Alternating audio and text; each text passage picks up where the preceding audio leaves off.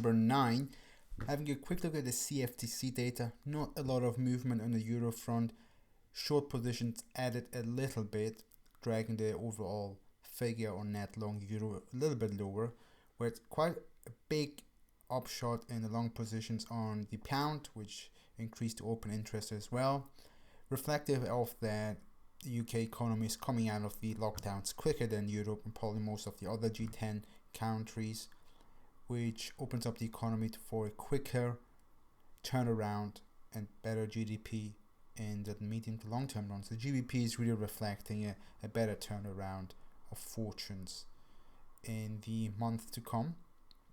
And not a lot of movement on AUD either. We had NZD adding a little bit of longs and shorts covering a little bit, but nothing at this point where you could say there's a trend change emerging. So the idea of reflation trade and inflation coming in this commodity super cycle is perpetuating commodity currencies like the Australian dollar, New Zealand dollar.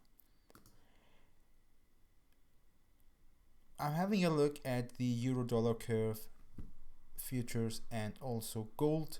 So the candlestick chart is euro dollar futures and the line in orange is gold. If you don't know what euro futures are, euro dollar futures is not euro USD. It's basically a future contract which hedge funds and speculators can bet on interest rate decisions or interest rate settings in the future from the Fed. Basically, in simple terms, if you want to bet on where interest rates are headed in the United States, you use euro-dollar contracts to express your view.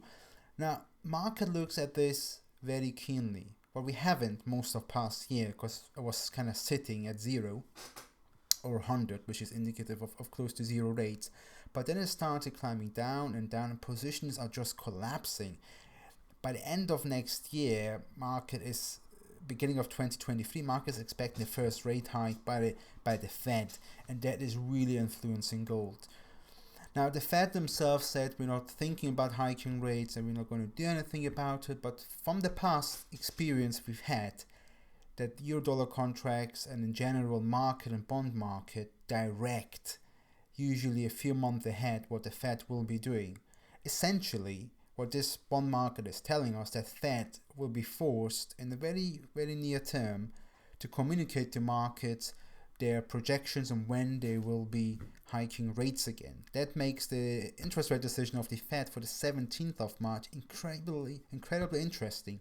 And you could see dollar bid in this week and possibly next week in anticipation that the Fed will change the dot plot a little bit or will give hints that they will be raising rates not too far in the future as originally indicated.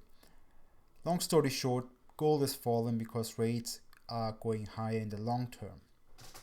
Having a look at next week, there is a lot of data, so a lot of volatility. It's great to day trade these things, but a little bit difficult to predict. It's much easier to understand how things move once the data comes and goes, and then we have a better levels to play with. First thing I like to look at is Euro USD at the start of the week.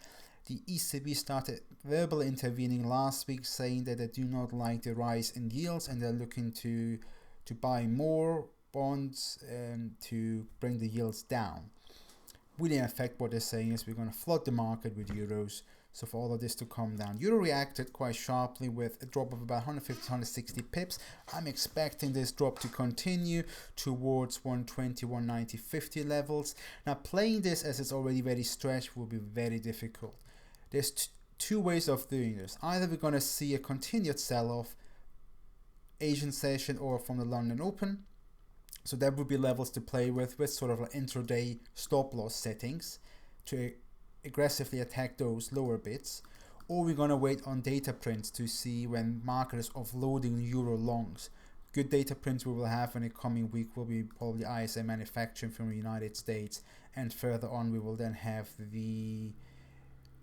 on Thursday we will have Fed chair speaking. So during one or two of these events, I would like to see some solid euro selling to kind of validate the thesis that euro is coming lower in the coming week and possibly into the Fed meeting following week.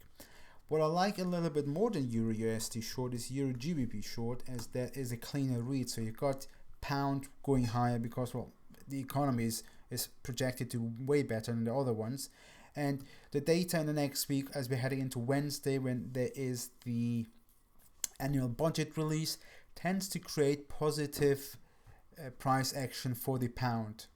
So we are like the pound to take 86 again, actually short already. Quite running a tight ship on the stop on this one. Might need to readjust as the week evolves, but currently expecting this to drop and take out at least 86, and then from there we can have a little bit more thinking. Another big event for next week is the Rba meeting on Tuesday. I'm going to show you AUDJPY, and there's something very interesting about AUDJPY in the way it reacts around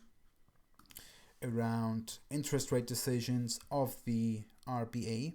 I already marked out what you want to be looking out for. So in the past, AUDJPY tends to have a really strong reaction. Now listen to this, have a really strong reaction not to the RBA meeting itself, but to the London fix that follows. So all of these blue boxes are the London fixes after the RBA meeting.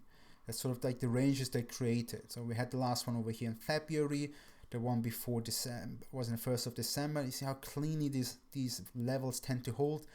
November, in the beginning of November, as we had the US election, was a little bit of a spike about, but then it found its mojo back and really started catapulting from those levels.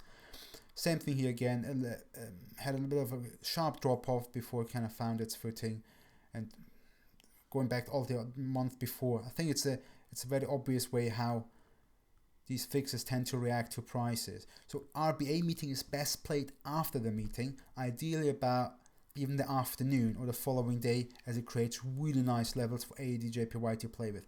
Personally, I believe AUDJPY belongs way higher from what it is here. The sell-off was all driven by the RBA intervening in the markets last week. The Australian 3-year yield started to go into levels that it's against their mandate. So RBA has on a mandate that they will not let the 3-year yields go beyond a certain level. It started getting really close to the sort of threshold, and that's when it got aggressive. They started aggressively selling Australian dollars, buying bonds, and driving these yields lower. I think for now there should be enough. I don't think Australian short-term yields will start moving higher again to cause trouble. And therefore I believe AUDJPY should be heading higher, but that's nothing you want to front run, not in a market like that, because once RBA gets really aggressive, they're most likely to win against market. They're just going to crash this thing way lower and drag all the AUD pairs down as well. Best played, waiting for the RBA meeting to come out, see what they're saying, are they really nervous, and then in the afternoon we're going to have a decent setup to play AUDJPY for nice swing trade. Either way it will emerge. Again, there's a lot of other data coming through for the next week, but it will be better played closer to the time when you have a feel for what is happening. We have the NFP coming out. My understanding is market wants to get rid of the euro long, specifically after what ECB said.